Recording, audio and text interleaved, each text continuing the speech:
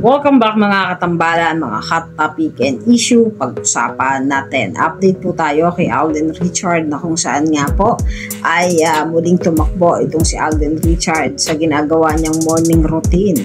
At kasama po ni Alden ang kanyang mga ka-running mates. At may caption pa nga sa post niya sa kanyang social media account na morning podcast session.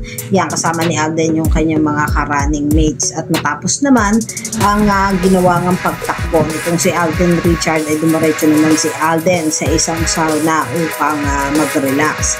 At isa din sa kapansin-pansin sa post ni Alden na isinare niya sa kanyang social media account ay ang run, bike, grind, what's next. Yan yung post ni Alden. Kung matatandaan nga, nitong nakaraang araw ay nag-share nga itong si Alden ng kanyang napakaganda at bagong-bagong bike at mukhang napakamahal nung bike na yon na ipinakita ni Alden at kung saan nga ay nag-post din siya na naka-full gear siya ng pang-bike.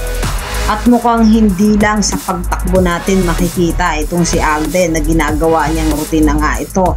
At makikita na rin itong si Alden na nagbabike. Kung matatandaan nga na yung mga kasama niya sa pagtakbo na sina Kim at Paulo ay nagbabike din. So maraming nagsasabi na baka itong si Alden ay isa na rin sa makasama ni na Paulo at Kim na magbike dahil sa bagong ipinakita nga nito na bisikleta. Samantalang very proud naman itong si Alden Richard na isinare din niya sa kanyang social media account ang kaibigan niyang si Barbie Fortesa na tumakbo nga ng 10 kilometer para sa Run for Save the Children Philippines. Ayan, at very proud nga itong si Alden Richard sa kanyang kaibigan na si Barbie na nakakasama din niya sa kanyang mga morning run.